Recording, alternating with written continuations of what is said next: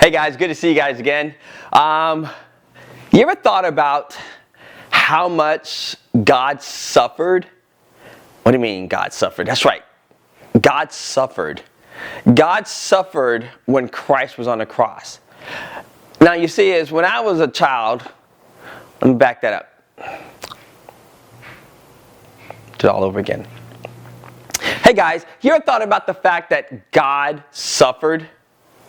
God suffered. Yeah, God suffered. Yeah, that's kind of hard to put together. Here's the everlasting God, the God who could do everything, who created everything you see around us, and yet he suffered.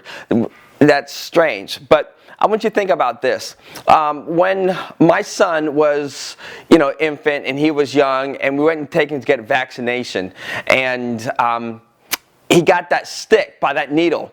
And it was like the eyes are looking at me and he's saying, "Dad, why are you letting these people hold me down? Why are they sticking me? Why am I feeling this pain?"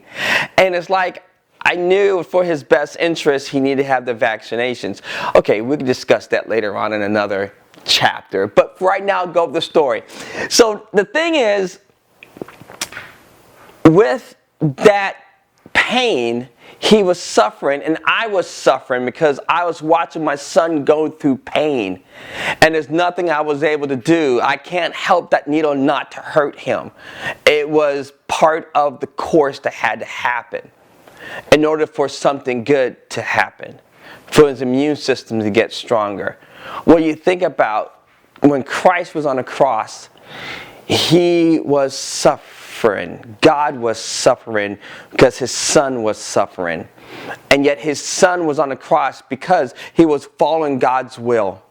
He was understanding and saying that I'm going to die for my children, for you and I. He paid the price. Now, you have to wonder, you can say, yeah, God had the plan and everything and knew, but why was there an earthquake?